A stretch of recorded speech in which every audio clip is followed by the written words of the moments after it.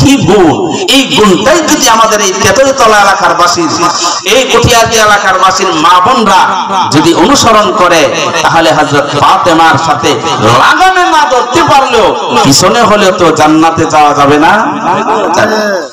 রাসূল সাল্লাল্লাহু আলাইহি ওয়াসাল্লাম যখন শুনলেন, রাসূলের জবান থেকে হযরত আলী যখন শুনলেন, ফাতেমা যখন শুনলেন, রাসূল সাল্লাল্লাহু আলাইহি ওয়াসাল্লাম ঘোষণা করছে, ফাতেমা তোমার আগেও একজন জান্নাতে যাবে।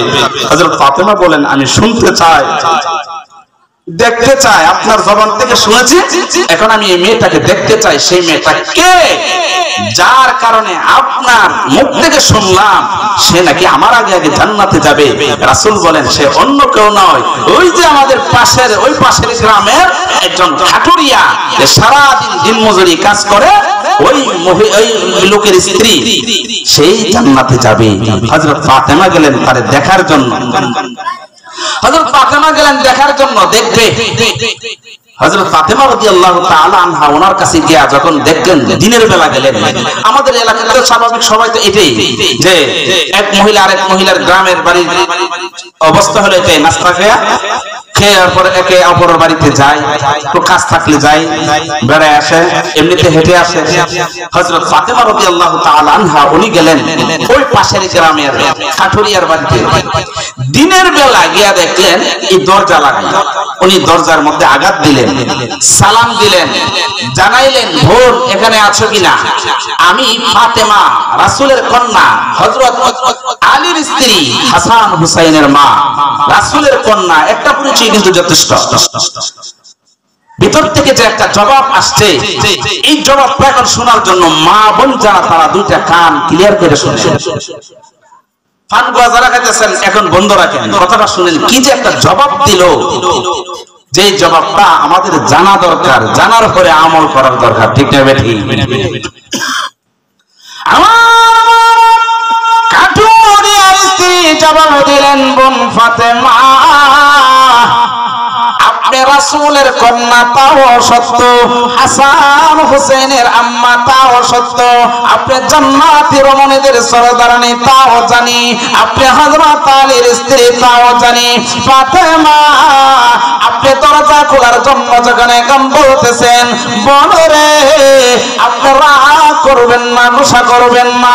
আমি মহান আল্লাহর পরে গো, এই পৃথিবীতে আমি স্বামীর অনুমতি ছাড়া, আমার স্বামীর অসন্তুষ্ট রাখিয়া, স্বামীর অনুমতি ব্যতীত পৃথিবীর যে কোনো মানুষকেও যদি কষ্ট দেয়, যদি আমার স্বামী যদি সন্তুষ্ট না থাকে, আমি যদি স্বামীর অনুমতি না পাই, আমি কারোর সাথে সাক্ষাৎ করি না। অনুমতি ছাড়া, স্বামীর অনুমতি ছাড়া আমি কারোর সাথে দেখা করি না। আমাদের এই এলাকা অনেক সালাত বোন যারা, এরা জবাবটা হলো এটা, যারা এটা কি বললাম ফাতেমা, আমিও তো একজন, আরে কাঠুরিয়ার স্ত্রীর নাম হলো জামিলা, জামিলাকে এই প্রশ্ন করতো, জামিলা এটা কি বললাম, দেখা করবা না? আমি তো একজন মহিলা, মহিলাদের সাথে তো দেখা করা যাবে। আপনারা কি বলেন, দেখা যাবে না? দেখা যাবে, অসুবিধা কি? এই মহিলা কেমন মহিলা, যে মহিলা বলে বোন, মহিলার সাথে দেখা করা জায়েজ, বৈধ আছে জানি, কিন্তু আমি এমন এক নারী, আমার স্বামী খেটে খাওয়া মানুষ, সারাদিন কাজ কর্ম করে, আমি আমার স্বামীর অনুমতি ছাড়া আমি মহিলার সাথেও দেখা করতে পছন্দ করি না। তাহলে সেই মহিলাটা স্বামীর একটু কম মানে না? অনেকে মাথা লড়াইতেছে, কম মানে, স্বামীরে কম মানে না বেশি মানে? বুঝতে পারছি এলাকার স্বামীরে বেশি মানে নাকি? যাক, হযরত ফাতেমা রাদিয়াল্লাহু তাআলা আনহা উনি বলেন, বোন আমিও তো মহিলা। উনি জবাব দিলেন, বোন গো, আমি আপনার মহিলা হলেও আমি আমার স্বামী, অনেক মহিলা আছে, অন্য ভাইসা বা অন্য কেউ যদি এবার শিক্ষিত হোক, অশিক্ষিত হোক, ধনাঢ্য হোক, গরিব হোক, তাকে যতটুকু পরিমাণ গুরুত্ব দেয়, অনেক স্বামী সহজে কাছে পাইছে তো ওনারে তো গুরুত্ব দেয় না, গুরুত্ব দেয় না।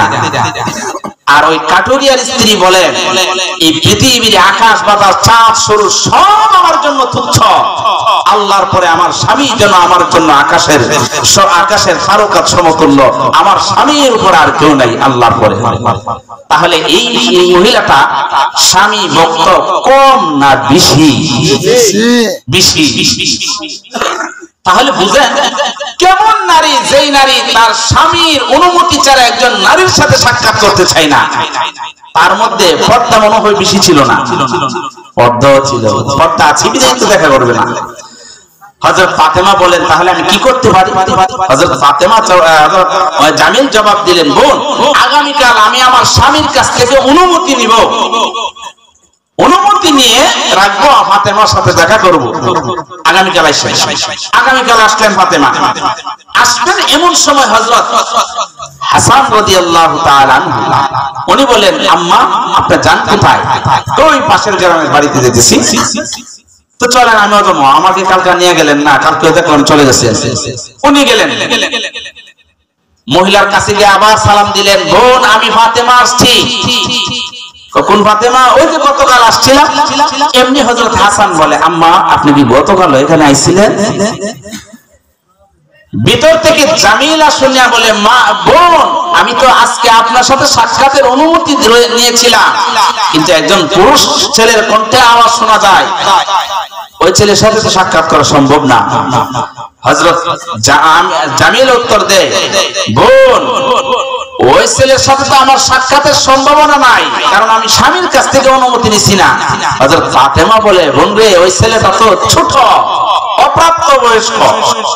হযরত জামিল বলেন, অপ্রাপ্ত বয়স্ক ছেলের সাথে আমার স্বামীর অনুমতি ছাড়া আমি দেখা করব না। ঠিক আছে বোন, আগামীকাল আবার অনুমতি নিলেন, হাসান সহ ফাতেমার সাথে দেখা করবে। আবার রওনা দিছে। এমনি হযরত হুসাইন রাদিয়াল্লাহু তাআলা আনহু উনি দেখলেন, দেখে জিজ্ঞাসা করেন, মা কোথায় যান? বাইরে। কই যায়? একটু সামনে যেতেছি। আমিও যাবো, গতকাল আমার ভাইকে গেছেন, আজকে আমি যাবো। আবার গিয়ে সালাম দিলেন। সালাম দেওয়ার পর বললেন, বোন আমি ফাতেমা। কোন ফাতেমা? ওই যে গতকাল আসছিলাম। হযরত হুসাইন বলেন, আম্মা গতকাল কি বাইয়ারে না এখানে এসেছিলেন? জামিলা শুনলেন আরেকটা নতুন কণ্ঠ, উনি আবার ডাক দিলেন, বোন আজকেও সাক্ষাৎ করা আমার দ্বারা সম্ভব না, কারণ আরেকটা নতুন আওয়াজ শোনা যায়। হযরত ফাতেমা বলেন, বোন ওটা তো আমার ছোট ছেলে। উনি জবাব দিলেন, আমার স্বামীর অনুমতি ব্যতীত আমি যেমন প্রেসিডেন্টের সাথে সাক্ষাৎ করব না, চেয়ারম্যান মেম্বারের সাথে সাক্ষাৎ করব না, আমি ছোট্ট শিশুর সাথেও সাক্ষাৎ করব না, কারণ সবার চাইতে আমার স্বামীর মর্যাদা আমার কাছে বেশি, স্বামীর গুরুত্ব আমার কাছে বেশি। হযরত ফাতেমা রাদিয়াল্লাহু তাআলা আনহা চিন্তা করলেন, ভাই শেষটা দেখাই করবে না, তাহলে কি করতে পারি? আগামীকাল অনুমতি রাখবো। পরের দিন আসলেন, অনুমতি রাখলেন, গিয়া ঢুকলেন, সালাম দিলেন, ঘরে ঢুকলেন। ঘরে গিয়ে হযরত জামিলাকে দেখলেন। জামিলাকে দেখা উনি ঘরের দিকে তাকায় দেখে ঘরের এখানে রশি বাঁধা, একটা বেদ বাঁধা আছে, লটকানো আছে। জিজ্ঞাসা করলেন, বোন এই আধুনিক যুগে তো মানুষের ঘরের ভিতরে ঢুকলে দামি একটা চুকেস থাকে, বাংলা থাকে, বিভিন্ন আইটেমের জিনিস থাকে, আর আপনার ঘরের সামনে রশি বাঁধা, এটার কারণটা কি? কারণ আছে না নাই?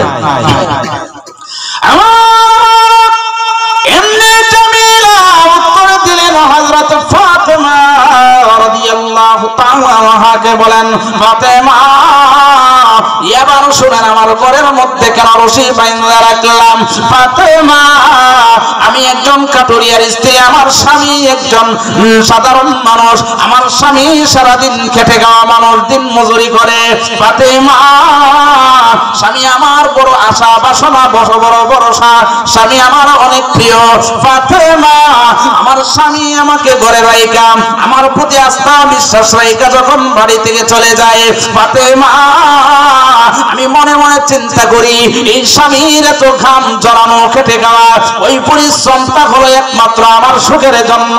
ফাতেমা যে স্বামী আমার রোজগারের জন্য, আমার আয়েশের জন্য, আরামের জন্য, আমার খাওয়া গরম পোষণের জন্য যে স্বামী এত কষ্ট করে, রে ফাতেমা ওই স্বামীর অগোচরে তার আজগরে আমি কখনো আমি অন্য মানুষের সাথে কথা বলতে পছন্দ করি না।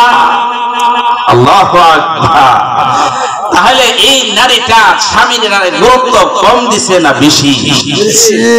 স্বামীটা কি খুব ধনাঢ্যবান ছিল? হ্যাঁ, দরিদ্র।